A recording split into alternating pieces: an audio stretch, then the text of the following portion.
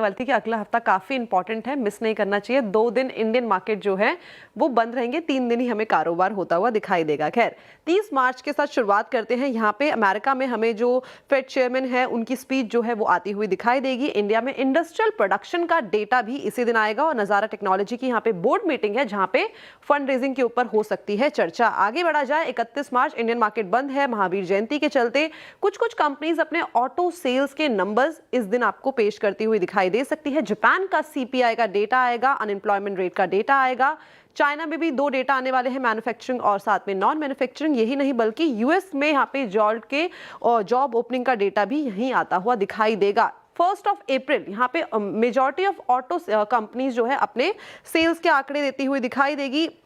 इसके अलावा अगर यूएस के मार्केट की बात करी जाए तो रिटेल सेल्स का डेटा यहाँ पे आएगा, एसएनपी मैन्युफैक्चरिंग पीएमआई का डेटा आएगा और क्रूड ऑयल की इन्वेंट्री जो है इसी दिन आती हुई दिखाई देगी। स्टॉक मार्केट के लिहाज से आईआरबी इंफ्रा बोनस 1:1 यहाँ पे और साथ में वरुण बेवरेजेस की एजीएम भी इसी दिन शेड्यूल्ड है। 2 अप्रैल की तरफ बढ़ा जाए तो यहाँ पे यूएस में इनिशियल जॉबलेस क्लेम का जो डेटा है वो आने वाला है, लेकिन रेस्ट ऑफ द मार्केट इस दिन हमें ठंडे ही दिखाई देंगे। फ्राइडे की तरफ बढ़ा जाए, अगेन लॉन्ग वीकेंड के लिए इंडियन मार्केट जो है तैयार हो रहा है और इस दिन इंडियन मार्केट की छुट्टी है गुड फ्राइडे के चलते। यूएस में अनएम्प्लॉयमेंट रेट का डेटा और साथ में नॉन फार्म पेरोल। तो काफी बढ़िया हफ्ता है अगला।